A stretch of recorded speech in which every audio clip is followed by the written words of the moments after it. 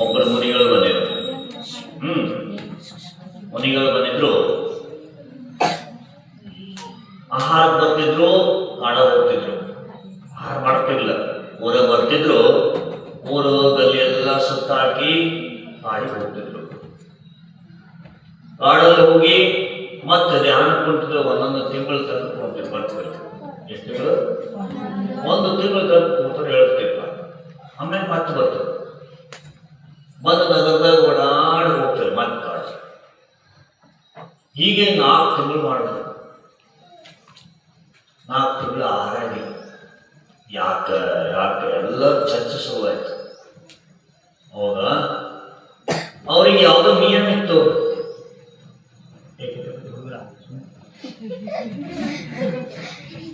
ಅವ್ರಿಗೆ ನಿಯಮ ಇತ್ತು, ಯಾವುದೋ ನಿಯಮ ಇತ್ತಪ್ಪ. ಆ ನಿಯಮ ಇವರಿಗೆ ಗೊತ್ತಾಗಿಲ್ಲ, ಅವ್ರಿಗೂ ಆಹಾರ ಆಗಿಲ್ಲ. ಬಹಳ ಊರಿನ ಜನರೆಲ್ಲ ಬಹಳ ದುಃಖಿ. ದಿಗಂಬರ ಸಾಧು ನಾವು ಊರಾಗ ಬಂದ ಆಹಾರ ಆಗಿಲ್ಲ, ನಾವೆಂತ ದರಿದ್ರಲ್ಲ. ತ್ಯಾಗಿ ತಪಸ್ವಿಗೆ ಒಂದು ಆಹಾರ ಕೊಡಕ್ ನಮ್ಗೆ ಈಜಿ ಗೊತ್ತಾಗವತ್ತು, ನಾವೆಂತ ದರಿದ್ರ. ಹಿಂಗೆ ವಿಚಾರ ಮಾಡ್ತಿದ್ರು. 4 ತಿಂಗಳಾದ ನಂತರ ಆ ಮುನಿಗಳು ಬಹಳ ಶಕ್ತಿವಾನಿದ್ರು. ಯಾವ ತಪಸ್ಸೆ ಎಷ್ಟು ಮಾಡಿದ್ರು ಅವ್ರಿಗೇನೋ ತ್ರಾಸ ಆಗುತ್ತಿಲ್ಲ. ಅಷ್ಟು ಶಕ್ತಿಯನ್ನು ಪಡ್ಕೊಂಡಿರ, ಆತ್ಮಶಕ್ತಿಯನ್ನು. ಹೀಗೆ ಯಾವ ತಪಸ್ಸೆ ಮಾಡಿ ಯಾರಿಗೆ ತ್ರಾಸ ಕೊಡೋಕಂತ ಮಾಡ್ತಿಲ್ಲ, ತಮ್ಮ ತಪಸ್ಸೆ ಅದು.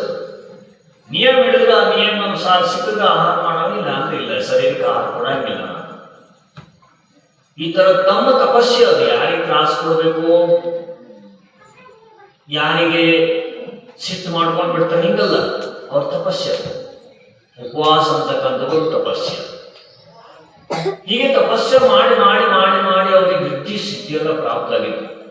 ಏನ್ ಪ್ರಾಪ್ತ ಆಗಿದ್ದು? ವೃದ್ಧಿ ಸಿದ್ಧಿ ಹೆಂಗ್ ಪ್ರಾಪ್ತ ಆಗ್ತಾವ ಮುನಿಗಳಿಗೆ ಗೊತ್ತಾ? ಮುನಿಗಳಿಗೆ ವೃದ್ಧಿ ಪ್ರಾಪ್ತ ಆಗ್ತವೆ. ಯಾರ ಮನೆಗೆ ಆಹಾರ ಆಗ್ತದೆ, ವೃದ್ಧಿದಾರಿ ಮುನಿಗಳಿಗೆ. ಅವ್ರ ಮನೆಯಲ್ಲಿ ಸ್ವಲ್ಪ ಮಾಡಿದ್ರು ಕೂಡ ಊರಿನ ಜನರೆಲ್ಲ ಭೋಜನ ಮಾಡಿದ್ರು, ಆಮೇಲೆ ಖಾಲಿ ಆಗಂಗಿಲ್ಲ ಅನ್ನ. ಅದಕ್ಕಂತಾರೆ ಅಕ್ಷೀಣ ವೃದ್ಧಿದಾರಿ, ವೃದ್ಧಿ ಪ್ರಾಪ್ತ ಆಗಿರ್ತವೆ. ಅಂತ ವೃದ್ಧಿಗಳಿಗೆಲ್ಲ ಪ್ರಾಪ್ತ ಆಗಿದ್ದವರಿಗೆ ಮತ್ತೇನಿತ್ತು ಗೊತ್ತಾ? ಏನ್ ವೃದ್ಧಿ ಪ್ರಾಪ್ತ ಆಗಿತ್ತು ಅವರಿಗೆ? ಔಷಧಿ ವೃದ್ಧಿ ಪ್ರಾಪ್ತ ಆಗಿತ್ತು. ಔಷಧಿ ವೃದ್ಧಿ ಅಂದ್ರೆ ಆ ಮುನಿಗಳಿಗೆ ಗಾಳಿ ತಾಗಿ ಮತ್ತೊಬ್ಬರಿಗೆ ತಾಗಿದ್ರು ಕೂಡ ರೋಗ ಎಲ್ಲ ಸರಿ ಆಗ್ತದೆ. ಅವ್ರು ಗಾಳಿ ಮತ್ತೊಬ್ಬರಿಗೆ ತಾಗಿದ್ರು ಕೂಡ ರೋಗ ಸರಿ ಆಗ್ತದೆ. ಇಂಥ ಕಥೆ ಕೆಳಗೆ ಸಿಗಂಗಿಲ್ಲ ಇದು. ಆ ವೃದ್ಧಿ ಪ್ರಾಪ್ತ ಆಗಿತ್ತು. ಹಾಗೆ ಅವ್ರು ಇವತ್ತು ಇಲ್ಲಿದ್ರೆ ನಾಳೆ ಎಲ್ಲೋ ಬೆಂಗಳೂರು ಪುಣೆ ಹಿಂಗೆ ಹೋಗ್ತಿದ್ರು. ಹೆಂಗೆ ಹೋಗ್ತಿದ್ರು ಗಾಡಿಲಿ? ವೃದ್ಧಿ ಪ್ರಾಪ್ತ ಆಗಿತ್ತು. ಆಕಾಶ ಮೇಲೆ ಹೋಗುವಂತ ವೃದ್ಧಿ ಪ್ರಾಪ್ತಿ ಇತ್ತು. ಹಿಂಗೆ ಕುತ್ಕೊಂಡಲ್ಲೇ ನಾ ಈ ಕ್ಷೇತ್ರಕ್ಕೆ ಹೋಗ್ಬೇಕಾಗಿತ್ತು ಅಂತ ಭಾವನೆ ಮಾಡೋ ಸರಿ ತಾನಾಗಿ ಹೇಳ್ತಿತ್ತು, ಆ ಕ್ಷೇತ್ರಕ್ಕೆ ಹೋಗಿ ಇಳ್ತಿದ್ರು. ಈ ತರ ವೃದ್ಧಿದಾರಿ ಮುನಿಗಳು ಇರ್ತಿದ್ರು. ಯಾವ ತಪಸ್ಸೆ ಮಾಡಿ ವೃದ್ಧಿ ಪ್ರಾಪ್ತ ಆಗಿತ್ತು. ಅರ್ಧಿದಾರಿ ಮುನಿಗಳಿಗೆ ಚಾತುರ್ಮಾಸ ಆಗಂಗಿಲ್ಲ. ಇವತ್ತಿಲ್ಲಿದ್ರೆ ನಾಳೆ ಮಾತ್ರ ಕಡೆ. ಅವರಿಗೆ ಮೈಯಲ್ಲೇ ಬೆವರು ಬಂದದ್ದು ಸಹಿತ ಔಷಧಿ ಆಗ್ತಿತ್ತು. ನೀವು ಪೂಜೆ ಓದ್ತೀರಲ್ಲ, ಮಲೌಷಧೀಶ ಸ್ವಸ್ತಿ ಕ್ರಿಯಾಸು ಪರಮಾರ್ಶಿಯೋನ ಹೇಳ್ತಿರಲ್ಲ, ಮಲ ಮೂತ್ರ ಎಲ್ಲ ಔಷಧಿ ಆಗ್ತಿರ್ತಾವ ಮುನಿಗಳದ್ದು. ಅವ್ರ ಶರೀರದಲ್ಲಿ ಏನು ವೇಸ್ಟೇಜ್ ಹೊಂಟಿತ್ತು, ಕಣ್ಣಲ್ಲಿ ಬಾಯಲ್ಲಿ ಮೂಗಲ್ಲಿ ಯಾವುದೇ ವೇಸ್ಟೇಜ್ ಹೊಂಟಿತ್ತು, ಅದು ಎಲ್ಲಿ ಬೆಳಿತಿತ್ತು ಅಲ್ಲಿ ಔಷಧಿ ಗಿಡ ಹೊಡ್ತಿತ್ತು. ಅದು ಯಾರ ರೋಗಿಗಳಿಗೆ ತಾಗ್ತಿತ್ತೋ ಮಲಮೂತ್ರ ಸಹಿತ ಬೆವರು ಸಹಿತ ಅವ್ರ ರೋಗ ಎಲ್ಲ ನಾಶ ಆಗಿ ಹೆಂಗಿದ್ರು ಹಂಗಾಗ್ತಿತ್ತು. ಅಷ್ಟೊಂದು ಶರೀರದ ವೇಸ್ಟೇಜ್ ಕೂಡ ಮುನಿಗಳ ಶರೀರದಲ್ಲಿ ಇರ್ತಕ್ಕಂಥದ್ದು ಔಷಧಿ ಆಗ್ತದೆ. ಯಾವ ತಪಸ್ಸಿನಿಂದ ಇಷ್ಟು ಮಹಾ ತಪಸ್ವಿ ಇದ್ರು. ಒಂದ್ಸರಿ ಏನಾಗಿತ್ತು, 4 ತಿಂಗಳು ತಪಸ್ಸೆ ಮಾಡಿ ಅಯೋಧ್ಯ ನಗರಕ್ಕೆ ಬಂದರು. ಚಾತುರ್ಮಾಸಕ್ಕೆ ಬಂದರು. ಚಾತುರ್ಮಾಸ ಯಾರು ಮುನಿಗಳು ಬರಂಗಿಲ್ಲ, ನಡೆಯಂಗಿಲ್ಲ, ಗೊತ್ತಿಲ್ಲ ಆಯ್ತು ಪಾಪ. ದೊಡ್ಡ ದೊಡ್ಡ ವಿದ್ವಾಂಸರಿದ್ರು, ದೊಡ್ಡ ದೊಡ್ಡ ಶಾಸ್ತ್ರಿಗಳಿದ್ರು, ಅವರಿಗೂ ಸಹಿತ ಗೊತ್ತಿಲ್ಲ ಹಿಂಗಿದ್ದು ಮುನಿಗಳ ಚಾತುರ್ಮಾಸ ಬಂದಿದ್ದಾರೆ, ಮುನಿಗಳಿಗೆ ಚಾತುರ್ಮಾಸ ಆಗಂಗಿಲ್ಲ, ಚಾತುರ್ಮಾಸದ್ದು ಹೋಗ್ತಾರೋ ಬರ್ತಾರೋ ಆಕಾಶನಾಗ ಅಂತಕ್ಕಂಥದ್ದು ಅವ್ರಿಗೆ ಜ್ಞಾನ ಇರಲಿಲ್ಲ. ಇಟ್ಟು ಚಾತುರ್ಮಾಸ ಬಂದು ಇಳಿದ್ಬಿಟ್ರು, ಮುಂದೆ ಬಂದು ಇಳಿದ್ಬಿಟ್ರು, ಆಕಾಶದಿಂದ ಬಂದು ಅವಾಗೇನ್ ಮಾಡ್ದ, ಅಲ್ಲಿ ಒಬ್ಬ ಬಹಳ ಧಾರ್ಮಿಕ ಇದ್ದ, ಬಹಳ ಜ್ಞಾನಿ ಇದ್ದ, ನಿನ್ನ ಸ್ವಾಧ್ಯಾಯ ಮಾಡ್ತಿದ್ದ, ಮುನಿಗಳನ್ನು ಬಹಳ ಪರೀಕ್ಷೆ ಮಾಡ್ತಿದ್ದ. ಅಲ್ಲಿ ಒಬ್ಬ ಮುನಿಗಳು ಚಾತುರ್ಮಾಸ ಮಾಡ್ತಿದ್ದ, ದೊಡ್ಡ ಆಚಾರ್ಯ ಸಂಗೀತಲ್ಲಿ, ನಿಂಗೆ ಆಚಾರ್ಯ ವಿದ್ಯಾಸಾಗರ ಇದ್ರಲ್ಲ ಹಂಗೆ ದೊಡ್ಡ ಸಂಗೀತು. ಅದೇ ಊರಲ್ಲಿ ಚಾತುರ್ಮಾಸ ಮಾಡ್ತಾ ಇದ್ರು. ಆ ದೊಡ್ಡ ಆಚಾರ್ಯರು ಬಂದಂತ ಮುನಿಗಳನ್ನ ಸ್ವಾಗತ ಮಾಡಿದ್ರು, ಹೋಗಿ ದರ್ಶನ ಮಾಡಿದ್ರು, ಒಂದು ಕುಣಿಸಿ ತಾವು ಸ್ವಾಸ್ಥ್ಯ ಎಲ್ಲ ಕೇಳಿ ತಾವು ಅವರಿಂದ ಚರ್ಚೆ ಮಾಡಿ ಮತ್ತಷ್ಟು ಜ್ಞಾನ ಪಡ್ಕೊಂಡ್ರು. ಆ ಶೆಟ್ಟಿ ನೋಡ್ತಾ ಇದ್ದ, ಮುನಿಗಳು ಚಾತುರ್ಮಾಸ ಬಂದ್ರಲ್ಲ, ಇವರಿನ ಆಹಾರ ಮಾಡಿಸ್ಬಾರ್ದು, ಯಾರು ಬಂದ್ರು ಅವ್ರ ಮನೇಲಿ ಆ ಮನೆ ಆ ಶೆಟ್ಟಿ ಮನೆಗೆ ಆಹಾರ ಇರ್ತಿತ್ತು, ಅವತ್ತು ಸ್ವಲ್ಪ ಹಚ್ಚಿಲ್ಲ, ಪಡಗಾಣ ಮಾಡಿಲ್ಲ ಆ ಮುನಿಗಳಿಗೆ. ಯಾಕೆ ಚಾತುರ್ಮಾಸ ಲೇವರು ಬಂದಿದ್ದಾರೆ, ಚಾತುರ್ಮಾಸ ಬರಾಕಿಲ್ಲ ಮುನಿಗಳು, ಅವತ್ತು ಬಿಟ್ಬಿಟ್ರು. ಮುನಿಗಳು ಬಂದು ದರ್ಶನ ಮಾಡಿ ದರ್ಶನ ಎಲ್ಲರಿಗೂ ಕೊಟ್ಟು ಅವ್ರು ಮತ್ತೆ ಆಕಾಶ ಮೇಲೆ ಹೋಗ್ಬಿಟ್ರು. ಸಮಯಗಾದಂತ ಹೋಗ್ಬಿಟ್ರು. ಆಮೇಲೆ ಆ ಶೆಟ್ಜಿ ಬಂದ ಆಚಾರ್ಯರ ಹತ್ರ, ಮಹಾರಾಜ್ ಅವರು ಚಾತುರ್ಮಾಸ ಬಂದಿದ್ರು, ಈ ಮಳೆಯಲ್ಲಿ ಹುಳ ಗಿಡ ಬಾಳ ಆಗ್ತವೆ, ಹುಲ್ಲು ಹುಟ್ಟಿರ್ತದೆ, ಅವ್ರಿಗೆ ಹೆಂಗೆ ದರ್ಶನ ಮಾಡಿದ್ರಿ, ನಾನಂತೂ ಆಗೋದಿಲ್ಲ. ಅವಾಗ ಆಚಾರ್ಯ ಹೇಳಿದ್ರು, ಈ ಪುಣ್ಯಾತ್ಮ ಎಂತ ಸೌಭಾಗ್ಯ ಕಳ್ಕೊಂಡು, ನನ್ನ ಸೌಭಾಗ್ಯ ಇತ್ತು, ಆ ಚಾರಣ ಬುದ್ಧಿ ದಾರಿ ಬಂದಿದ್ರು ಮುನಿಗಳು, ನಾ ದರ್ಶನ ಮಾಡ್ಕೊಂಡೆ, ನಾನು ಭಾಗ್ಯ ಇತ್ತು ಇವತ್ತು. ಕೊಟ್ಟಿಲ್ಲ ಅವ್ರಿಗೆ. ನಿನಗೆ ಪ್ರಯಾಸಿಸ ಹೇಳಿಲ್ಲ, ಅಷ್ಟು ದೊಡ್ಡ ಪಾಪ ಕಟ್ಟಿಕೊಂಡೆ ನೀನು, ನಿನಗೆ ಪ್ರಯಾಸಿತ ಸಿಗಂಗಿಲ್ಲ. ಅವಾಗ ಅವನಿಗೆ ಗೊತ್ತಾಯ್ತು, ಮುನಿಗಳು ಬಂದಿದ್ರು, ಇವರಿಂದ ಪವಿತ್ರ ಮುನಿಗಳು ದೇಶಕ್ಕೆ ಯಾರು ಇಲ್ಲ, ನಾನು ಬಿಟ್ಟೆ ಅಂತ ಬಹಳ ದುಃಖ ಆಯ್ತು ಅವನಿಗೆ.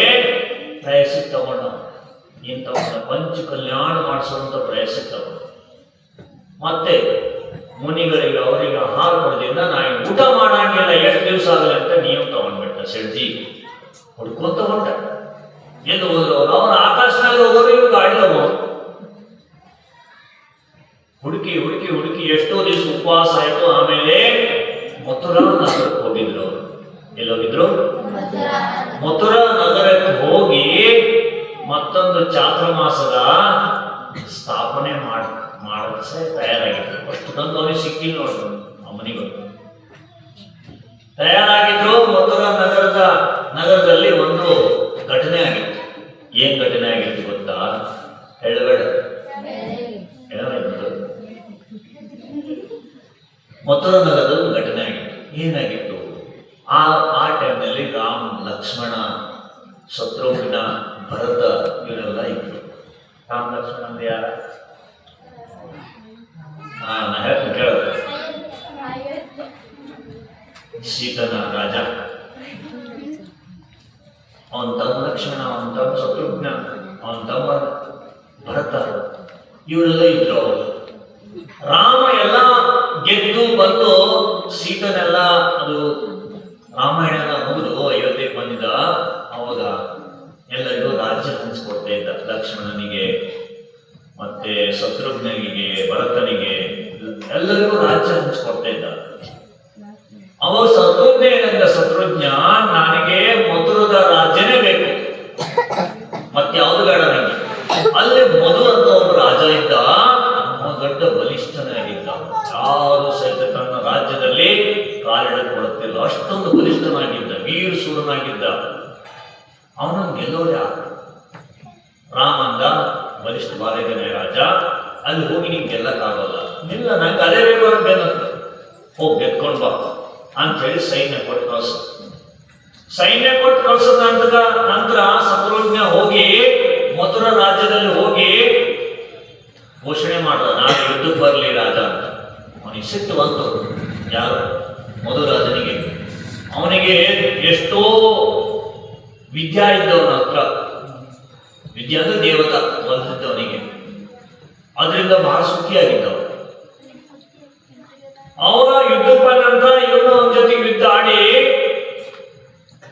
ಯುದ್ಧದಲ್ಲಿ ಮಧುರಾಜ ಸೋತ. ಅವನಿಗೆ ಬಾಣ ಬಿಟ್ಟ ಶತ್ರುಘ್ನ ಆನೆ ಮೇಲೆ ಕುಂತಿದ್ದ. ಬಾಣ ತಾದ ನಂತರ ಅವನಿಗೆ ಗೊತ್ತಾಯ್ತು ನಾನು ಸಾಯ್ತೀನಿ ಉಳಿಯಲ್ಲ ಅಂತ ಹೇಳಿ ಆನೆ ಮೇಲೆ ಕುಂತೆ ದೀಕ್ಷಾ ತಗೊಂಡು ಭಾವನೆ ಮಾಡ್ಕೊಂಡು ಕೇಸರೋಚ್ ಮಾಡಿಬಿಡ್ದ. ಮಧುರಾಜ ಕೇಸರೋಚ್ ಮಾಡಿಬಿಡ್ದ ಅಂತ ಗೊತ್ತಾಯ್ತು ಶತ್ರುಘ್ನಿಗೆ. ಅಲ್ಲಿ ಹೋಗಿ ಆನೆ ಹತ್ರ ಹೋಗಿ ಕೈ ಜೋಡಿಸಿ ಅವನಿಗೆ ಕ್ಷಮಾ ಮಾಡಿ, ಹೇ ರಾಜನ್, ನಾನು ಶರಣಕ್ಕೆ ಬಂದಿದ್ದೇನೆ, ನನ್ನ ಕ್ಷಮಾ ಮಾಡು, ನಿನಗೆ ನಾನು ಹೊಡೆದಿದ್ದೇನೆ, ಈ ತುಚ್ಛ ರಾಜ್ಯಕ್ಕಾಗಿ ನಿನ್ನನ್ನ ನಾನು ಮನಸ್ಸು ನೋಯಿಸಿದ್ದೇನೆ, ನೀ ಅಂತಿಮ ಕಾಲದಲ್ಲಿ ನನ್ನ ಕ್ಷಮಾ ಮಾಡಿ ಹೀಗೆ ಹೇಳಿದ ತಕ್ಷಣ ಅವನ ಪ್ರಾಣ ದೀಕ್ಷೆ ತಗೊಂಡವ, ಹೆಸರು ಮಾಡಿದ. ಅವಂತೂ ತೀರ್ಕೊಂಡು ಸ್ವರ್ಗಕ್ಕೆ ಹೋದ. ಅವನಿಗೇನು ಒಲ್ದಿದ್ದು ದೇವತೆಗಳು ಅವರಿಗೆ ಸಿಟ್ಟು ಬಂದ್ಬಿಡ್ತು. ಸಿಟ್ಟು ಬಂದಂತ ಮಧುರ ನಗರದಲ್ಲಿ ಎಲ್ಲ ಯಾರ್ಯಾರ ಪ್ರಜೆಗಳಿದ್ರು ಅವರಿಗೆಲ್ಲ ರೋಗ ತರಿಸುತ್ತೆ. ಹೆಂಗ್ ಕೊರೋನಾ ಬಂದಿತ್ತಲ್ಲ ಆ ತರ ಯಾರು ಒಂದು ಮುಖರಣಾಗಿ ಅಂಟು ರೋಗ ಎಲ್ಲರಿಗೂ ಶುರುವಾಯ್ತು ಅಂದ ತಕ್ಷಣ ಎಲ್ಲರದ್ದು ಬಹಳ ತ್ರಾಸ ಆಗಕ್ಕೆ ಹಿಡಿತು. ಎಲ್ಲರೂ ಸಾಯಿದ್ರೆ ಒಳವರೆ, ನೀನ್ ಯಾಕೆ, ನೀ ಹೆಂಗ್ ಯಾಕೆ ಕೇಳೋರಿಲ್ಲ, ಎಲ್ಲರೂ ಅದೇ ಅಷ್ಟು. ಈ ಶತ್ರುಘ್ನ ರಾಜ ಏನ್ ಪಡ್ಕೊಂಡಿದ್ದ ಅವ ಓಡ್ ಬಂದ ಮತ್ತೆ ಅಯೋಧ್ಯಕ್ಕೆ ಬಂದ. ಅಲ್ಲೆಲ್ಲ ರೋಗದಲ್ಲಿ ನರಳ್ತಾ ಇದ್ರು ಜನ. ಈ ಚಾರು ವೃತ್ತಿಧಾರಿಗಳು ಮುನಿಗಳು ಅಯೋಧ್ಯದಿಂದ ಮಥುರ ಕಡೆಗೆ ವಿಹಾರ ಮಾಡ್ತಾ ಬಂದ್ರು. ಅಲ್ಲಿ ಚಾತುರ್ಮಾಸ ಶುರುವಾಯಿತು. ಎಲ್ಲಿ ಮಥುರ ನಗರಕ್ಕೊಳಗೆ ಹೋಗಿಲ್ಲ, ಏನು ಹೊರಗಡೆ ಚಾತುರ್ಮಾಸ ಮಳೆಯಲ್ಲಿ. ಯಾಕೆ ಒಳಗೆ ಹೋಗೈತು, ಅಂಟ್ರೋಗೈತು. ಹೊರಗಡೆ ಚಾತುರ್ಮಾಸ ಮಾಡಿದ್ರು. ಆ ಮುನಿಗಳು ಔಷಧಿ ವೃದ್ಧಿದಾರಿ ಮುನಿಗಳಿದ್ರು. ಚಾತುರ್ಮಾಸದ ಹೊರಗಡೆ ಕಾಯಿಸೋರ್ಗ ನಿಂತಿರು ಎಲ್ಲ ಇಬ್ರು ಮುನಿಗಳು. ಅವರ ಗಾಳಿ ತಾಗಿ ಊರೊಳಗೆ ಹೋಗ್ತಿತ್ತು. ಆ ವೃದ್ಧಿದಾರಿ ಮುನಿಗಳಿಗೆ ಗಾಳಿ ತಾಗಿ ಊರಿಗೊಳಗೆ ಹೋಗ್ತಿತ್ತು. ಎಲ್ಲಾ ಊರಿನಲ್ಲಿರ್ತಕ್ಕಂಥ ರೋಗಿಗಳ ರೋಗ ಎಲ್ಲ ಸರಿ ಆಗ್ತಾ ಪೂರಾ ಮಧುರ ನಗರದಲ್ಲಿದ್ದ ಜನ ಎಲ್ಲ ರೋಗದಿಂದ ಮುಕ್ತಾದ್ರು. ಯಾವುದರಿಂದ ಔಷಧಿ ತಗೊಂಡಿಲ್ಲ, ತಗೊಳ್ಳೋರೇ ಮುನಿಗಳ ಸ್ಪರ್ಶ ಆದಂತ ಹವಾದಿಂದ ಗಾಳಿಯಿಂದ ಆ ರೋಗ ಸರಿಯಾಯ್ತು. ಎಲ್ಲರೂ ಎದ್ಕೊಂಡ್ರು, ರೋಗ ದೂರ ಆಯ್ತು, ಪ್ರಾಣಿಗಳೆಲ್ಲ ಸುಖಿಯಾಗಕ್ಕೆ ಹಿಡಿದು. ಅವಾಗ ಇಲ್ಲಿ ಶತ್ರುಘ್ನ ಗೊತ್ತಾಯ್ತು ಅಯೋಧ್ಯೆಗೆ ಚಾರು ವೃದ್ಧಿಧಾರಿ ಮುನಿಗಳಿಂದ ಮಥುರ ನಗರ ಶುದ್ಧ ಆಗ್ತಾ ಇದೆ ಅಂತ ಮತ್ತೆ ಹೋಗಿ ಮುನಿಗಳನ್ನ ಒಳಗೆ ಕರ್ಕೊಂಡು ಹೋಗಿ ಆಹಾರ ಮಾಡಿಸಿ ಮತ್ತೆ ಮೂಲೆ ರೋಗಿತ್ತು ಅದನ್ನೆಲ್ಲ ಸರಿಪಡಿಸಿ ಮತ್ತೆ ರಾಜ್ಯ ಆಳಿದ. ಮಥುರ ನಗರದ ರಾಜ ಆದ. ಮತ್ತು ಯಾರು? ಶತ್ರುಘ್ನ ರಾಮನ ತಮ್ಮ. ಹೀಗೆ ಚಾರು ವೃದ್ಧಿಧಾರಿ ಮುನಿಗಳ ಇಷ್ಟೊಂದು ಪವಿತ್ರ ಇರ್ತಾರೆ. ಚಾರ ವೃದ್ಧಿ ಪ್ರಾಪ್ತ ಆಗಿಲ್ಲಂದ್ರೂ ಕೂಡ, ಔಷಧ ವೃದ್ಧಿ ಪ್ರಾಪ್ತ ಆಗಿಲ್ಲಂದ್ರೂ ಕೂಡ ಮುನಿಗಳ ತ್ಯಾಗ ತಪಸ್ಸಿನಿಂದ ಆಗಬಾರ್ದ ಕೆಲಸ. ಮುನಿಗಳ ತ್ಯಾಗ ತಪಸ್ಸಿನ ಮಹಿಮೆ ಹಂಗಿರ್ತದೆ. ಅವ್ರು ಒಂದು ಮಾತು ಏನನ್ನು ಹೇಳಿದ್ರು ಅಂತ ಅಂದ್ರೆ, ಕೆಲವರು ಹೇಳ್ತಾರೆ ದೃಷ್ಟಿ ವಿಷ. ಅದು ಬರ್ತದೆ ನೋಡಿ ನಿಮ್ಮ ಪರಮಹಂಸ ಸ್ವಸ್ತಿ ಮಂಗಲ. ದೃಷ್ಟಿ ವಿಷ ವಿಷಸ್ಯ ಏನೈತೋದು ಗೊತ್ತೇಳಿ. ದೃಷ್ಟಿ ಹಿಂಗ್ ಪ್ರಾಪ್ತ ಆಗಿರ್ತದೆ, ವೃದ್ಧಿ ಪ್ರಾಪ್ತ ಆಗಿರ್ತದೆ. ಮತ್ತೊಂದು ಜೀವನೇನೋ ಅವನ ಮೇಲೆ ಸಿಟ್ಟುವಂತಪ್ಪ, ಮತ್ತೊಂದು ಜೀವನ ಮೇಲೆ ಸಿಟ್ಟುವಂತ ದೃಷ್ಟಿ ಹಾಯಿಸೋದು ಅಲ್ಲೇ ಬೂದಿ ಆಗೋದು. ಬೂದಿ ಏನು ಉಳಿಯಾಗಿಲ್ಲ. ಅದರಂತ ಕೆಲಸ ವೃದ್ಧಿಧಾರಿ ಮುನಿಗಳು ಮಾಡಾಗಿಲ್ಲ. ಮತ್ತೊಂದು ಜೀವನ ಹಾನಿ ಮಾಡುವಂತ ಕೆಲಸ ವೃದ್ಧಿ ಪ್ರಾಪ್ತ ಆಗಿರ್ತಬೇಕಾದ್ರೆ ಉಪಯೋಗ ಮಾಡಂಗಿಲ್ಲ. ಅಷ್ಟು ಅಹಿಂಸಾವಾಗಿರ್ತಾರೆ. ಎಲ್ಲ ವೃದ್ಧಿ ಪ್ರಾಪ್ತ ಆಗಿರ್ತಾವ. ಕೆಲವು ವೃದ್ಧಿಗಳನ್ನ ಉಪಯೋಗ ಮಾಡ್ಕೊಂಡ್ರೆ ಅವರಿಗೆ ವ್ರತ ಉಳಿಯಂಗಿಲ್ಲ. ಅದಕ್ಕಾಗಿ ಕೆಲವು ವೃದ್ಧಿಗಳನ್ನ ಉಪಯೋಗ ಮಾಡ್ಕೊಳ್ಳಂಗಿಲ್ಲ. ಈ ವೃದ್ಧಿ ಪ್ರಾಪ್ತ ಆಗಿತ್ತು ಮುನಿಗಳಿಗೆ. ಬೇಡ ಸಾಮಾನ್ಯ ಇದ್ದಂತ ಮುನಿಗಳಿಗೆ ಯಾರಾದ್ರೂ ಅಜ್ಞಾನದಿಂದ ದುರ್ವಚನ ಹೇಳಿದ್ರಪ್ಪ ಕೇಳಿ, ಅಜ್ಞಾನದಿಂದ ಅವರಿಗೆ ಹಂಗೆ ಹಿಂಗೆ ದುರ್ವಚನ ಮಾತಾಡಿದ್ರು, ಮುನಿಗಳಿಗೆ ಬೈದ್ರು ಅಂತಂದ್ರೆ ಆ ದುರ್ವಚನದ ಪಾಪ ಕಟ್ಟಿ ಮುಂದಿನ ಜನ್ಮದಲ್ಲಿ ದುರ್ಗಂಧ ಶರೀರವನ್ನ ಪಡ್ಕೊಂಡು ಹುಟ್ಟಬೇಕಾದ ಆ ಜೀವನ ಮುಂದೆ ಯಾರು ನಿಲ್ಲಂಗಿಲ್ಲ. ಅಷ್ಟು ದುರ್ಗಂಧ ಶರೀರ ಶುರುವಾಗ್ತದೆ. ಮುನಿಗಳಿಗೆ ಅಪ್ಪಿ ತಪ್ಪಿ ಅಜ್ಞಾನದಿಂದನೂ ಕೂಡ ಯಾರಾದ್ರೂ ಬೈದ್ರು, ದುರ್ವಚನ ಆಡಿದ್ರು, ಮುಂದಿನ ಜನ್ಮ ನಿಶ್ಚಿತ ದುರ್ಗಂಧ ಶರೀರ ಸಿಗೋದು. ಯಾರು ಹತ್ರ ನಿಲ್ಲಕ್ಕಾಗಲ್ಲ, ಅಷ್ಟು ದುರ್ಗಂಧ ಬರ್ತದೆ. ಉದಾಹರಣೆ ಶ್ರೀಪಾದ ರಾಜ ಇದ್ದ. ಹಿಂದಿನ ಜನ್ಮದಲ್ಲಿ ಮುನಿಗಳಿಗೆ ದುರ್ವಚನ ಮಾತಾಡೋದ್ರಿಂದ ಅವನಿಗೆ ರಾಜ್ಯ ಅವಸ್ಥೆಯಲ್ಲಿ ಕುಷ್ಠ ರೋಗ ಆಯ್ತು. ನಗರದಲ್ಲಿ ಜನ ನಿಲ್ಲಕ್ಕಾಗುತ್ತಿಲ್ಲ, ಅಷ್ಟು ನಗರದಲ್ಲಿ ದುರ್ಗಂಧ ಹರಡಿ ಬರ್ತಿತ್ತು. ಏನಪ್ಪ ಏನಪ್ಪ ಅಂತಿದ್ರು ಎಲ್ಲ ಜನ. ರಾಜ ಇದ್ದ, ಹೇಳಕ್ಕೂ ಸಾಧ್ಯ ಇಲ್ಲ, ಅಷ್ಟು ದುರ್ಗಂಧ ಬರ್ತಿತ್ತು ಶರೀರದಿಂದ. ಯಾರ ಶರೀರದಿಂದ? ಶ್ರೀಪಾದ ರಾಜನ ಶರೀರದಿಂದ ದುರ್ಗಂಧ ಬರ್ತಿತ್ತು. ಯಾಕೆ ಅಂತ ಕೇಳಿದ್ರು ಮುನಿಗಳನ್ನ. ಮುನಿಗಳಂದ್ರು ಹಿಂದಿನ ಜನರಲ್ಲಿ ಮುನಿಗಳಿಗೆ ಬಾಯಿ ಬಂದಂಗೆ ಬೈದಿದ್ದ. ನಗ್ನ ಸಾಧು, ಅದು ಇದು, ಒಳಮನೆಯವರು, ಆ ತರ ಈ ತರ ಏನೇನೋ ಬೈದಿದ್ರು ಬಾಯಿಂದ. ಆ ಒಂದು ಶಬ್ದದಿಂದ ಅವನಿಗೆ ಆ ತರ ಕರ್ಮ ಕಟ್ಟಿತ್ತು. ಈ ಜನ್ಮದಲ್ಲಿ ದುರ್ಗಂಧ ಶರೀರ ಪಡ್ಕೊಂಡಿದ್ದಾನೆ, ಆದ್ರೂ ಕೂಡ ಮಹಾಪುರುಷನಿದ್ದಾನೆ, ಅವನು ಗೆಲ್ತಾನೆ ಅಂತ ಹೇಳಿದ್ರು. ನಾವು ಯಾವ್ಯಾವ ಕಟ್ಟಿಗೆ ಯಾರಿಗೂ. ಅದಕ್ಕಾಗಿ ದಿನ ದೇವ ಬಸ್ತಿ ಬರ್ಬೇಕಂತ ದರ್ಶನಂ ದೇವದೇವೇಶ ದರ್ಶನಂ ಪಾಪನಾಶನಂ ಅಂತ ಹೇಳ್ತಾರೆ. ಹಿಂದೂ ಜನ್ಮದ ಪಾಪ ಅನೇಕ ಕೃತಂ ಅನೇಕ ಜನ್ಮ ಕೃತಂ ಪಾಪಂ ದರ್ಶನೀನ ವಿನಶ್ಯತಿ ಅಂತ ಹೇಳ್ತಾರೆ. ಎಷ್ಟೋ ಜನ್ಮಗಳಲ್ಲಿ ತಿಳಿದೇ ಪಾಪ ಮಾಡಿರ್ತೀವಿ. ಅದನ್ನ ಜಿನೇಂದ್ರ ಭಗವಂತ ದರ್ಶನ ಯಾರು ಮಾಡ್ತಾರೆ, ಅನೇಕ ಜನ್ಮ ಕೃತಂ ಪಾಪಂ, ಅನೇಕ ಜನ್ಮಗಳಲ್ಲಿ ಮಾಡಿದ ಪಾಪ ಜಿನ ದರ್ಶನ ವಿನಶ್ಯತಿ ಅಂತ ಹೇಳ್ತಾರೆ. ವಿನಾಶ ಆಗ್ತದೆ. ದಿನ ಮಂದಿರಕ್ಕೆ ಬರಬೇಕು, ಒಂದ್ ದಿವಸ ಅಲ್ಲ. ಅಮಾವಾಸ್ಯೆ ಒಮ್ಮೆ, ಹುಣ್ಣಿಮೆ ಒಮ್ಮೆ ಅಲ್ಲ. ಊಟ ದಿನ ಮಾಡ್ತಿರಲಿಲ್ಲ, ಅಮಾವಾಸ್ಯೆ ಹುಣ್ಣಿಮೆ ಮಾಡ್ತೀರಿ. ಊಟ ದಿನ ಮಾಡ್ತೀವಲ್ಲ, ದಿನ ಮಂಗೋದಕ್ಕೆ ಬರ್ಬೇಕು. ಊಟ ಮಾಡೋದ್ರೆ ಪಾಪ ಮಾಡಲೇಬೇಕಾಗತ್ತೆ. ಪಾಪ ಇಲ್ಲದೆ ಊಟ ಆಗಲಿ.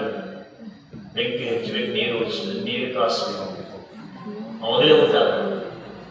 ಅದಲ್ಲ, ಮನೆ ಸ್ವಚ್ಛ ಮಾಡ್ಬೇಕು, ಹೊಲ ಮಾಡ್ಬೇಕು, ಗಾಡಿ ಹೊಡಿಬೇಕು, ದುಡಿಬೇಕು, ಅವಾಗಲೇ ಊಟ ಆಗಬೇಕು. ಅವಾಗ ಹಿಂಸ ಆಗಲೇ. ಅದನ್ನೆಲ್ಲ ಪಾಪವನ್ನ ತೊಳಿಲಿಕ್ಕೆ ಊಟ ಮಾಡ್ತಾ ಕುತ್ಕೊಂಡ್ರೆ ಅಷ್ಟು ತೊಳೆಯಂಗಿಲ್ಲ. ಇಲ್ಲ, ಅನ್ಯ ಕ್ಷೇತ್ರ ಕೃತಂ ಪಾಪಂ ಧರ್ಮ ಕ್ಷೇತ್ರ ವಿನಶ್ಯತಿ. ಅನ್ಯ ಕ್ಷೇತ್ರದಲ್ಲಿ ಮಾಡಿದಂತ ಪಾಪ ಧರ್ಮ ಕ್ಷೇತ್ರವನ್ನು ವಿನಾಶ ಮಾಡ್ಕೋಬಹುದು ನಾವು. ಧರ್ಮ ಕ್ಷೇತ್ರ ಕೃತಂ ಪಾಪಂ ವಜ್ರಲೇಪೆ ಭವಿಷ್ಯತಿ. ಭವಿಷ್ಯದಲ್ಲಿ ನಮ್ಮ ವಜ್ರದ ಹಾಗೆ ಗಟ್ಟಿ ಆಗುವಂತ ಪಾಪ ಇಲ್ಲಿ ಮಾಡಲಾರ.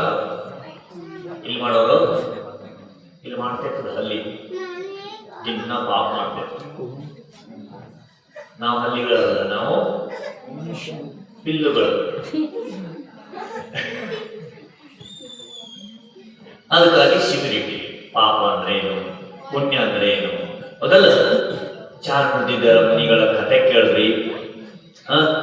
ಇನ್ನೂ ಚಾರುದಿಗಳ ಮುನಿಗಳ ಕಥೆ ಬಹಳ ಬೇರೆ ಬೇರೆ ಇದಾವೆ. ಯಾವ ಬಂದಿರ್ತೀಗ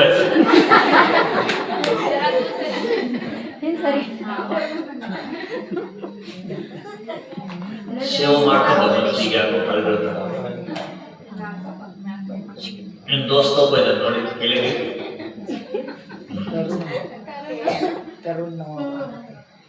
ಅವನಿಗೆ ಕರುಣೆ ಇಲ್ಲ, ತರುಣ ತರಿಸಿದ್ದ ಬರಾಕಿಲ್ಲ ಕನ್ನಡ. ಅದಕ್ಕಾಗಿ ಜಾಸ್ತಿ ಹೇಳಲ್ಲ, ಟೈಮ್ ಆಗಿದೆ. ನಾಳೆ ನಿಧಿ ಹುಡುಗರಿಗೆಲ್ಲ ಆಹಾರ ಕೊಡುವಂತ ಚಾನ್ಸ್ ಕೊಡ್ಬೇಕು.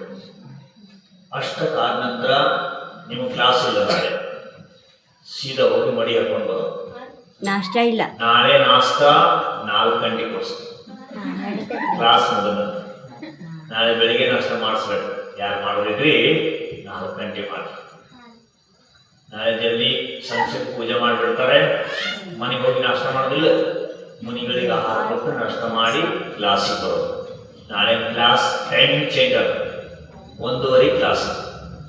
ಯಾವಾಗ 1:30 ಕ್ಲಾಸ್ ನಾಳೆ. ಮನೆಗೆ ಹೋಗಿ ಊಟ ಪಡೆದು 1:30 ಬರೋದು. ಅರ್ಥ ಇಲ್ಲ? ನೆನ್ಪಿಟ್ಕೊಂಡ್ರೆ ಹುಡುಗರ